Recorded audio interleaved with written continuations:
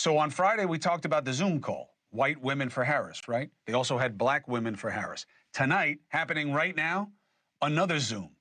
This time it's called white dudes for Harris. And there were well over 75,000 people signed up the last time I checked. But again, we've never seen anything like this. Now, white guys matter, okay? Trump won white males decisively in the last 2 elections. He won white women also, by the way. But, I mean, he runs away with it, especially when you get to non-college educated. So let's bring in one of the organizers of the White Dudes for Harris Zoom, Brad Bauman, and the former Republican lieutenant governor of South Carolina, my friend who just called me today and we reconnected, and perfect timing because I got him on now, Andre Bauer. Now, Bauer is a unicorn. He is friendly with Trump and was very friendly with Harris. They traveled the world together, so he has unique insight.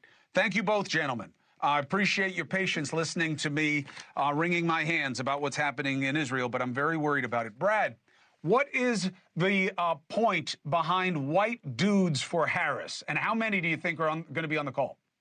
So, Chris, first off, thank you so much for having me on. Well, I've got good news for you. As of 7:30 tonight, we had 122,811 people RSVP to join this Zoom, which is just extraordinary and unprecedented. We're floored by the amount of support that's out there.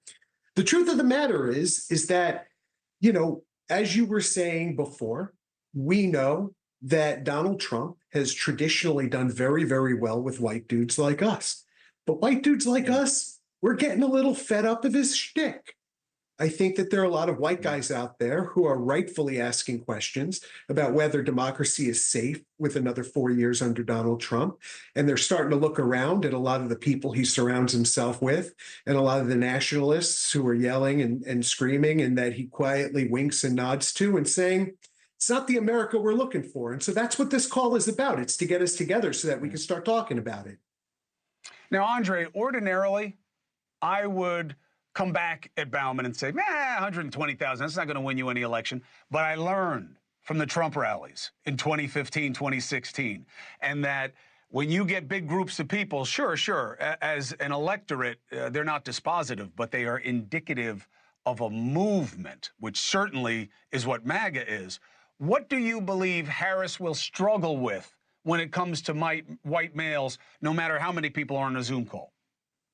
Well, first, Chris, thanks for having me on. Great to see you again, buddy.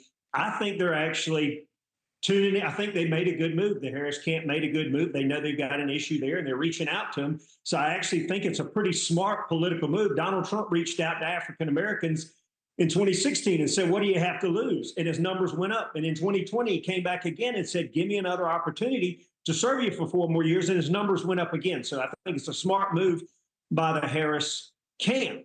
However, there are a lot of obstacles to overcome with a lot of that group because they're concerned about the economy, the border, inflation, her talking about raising corporate taxes, the debt limits, spending, not allowing fracking.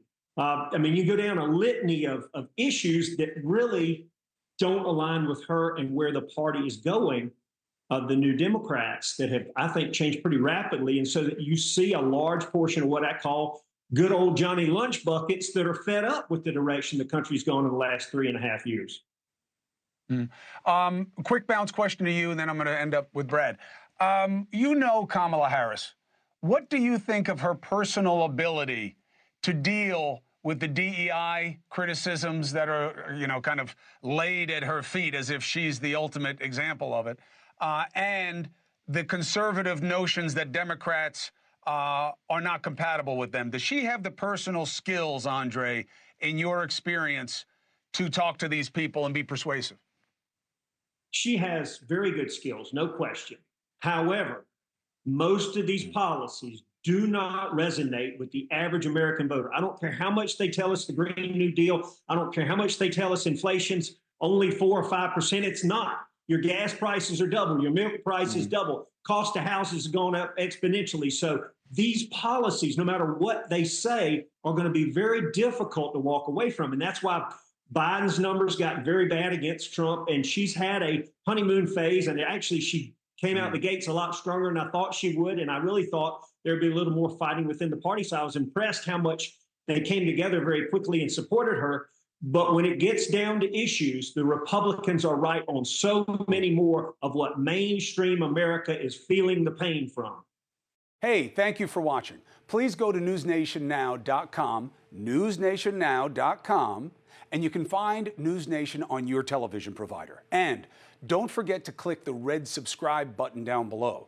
Then you will get more of NewsNation's fact-driven coverage.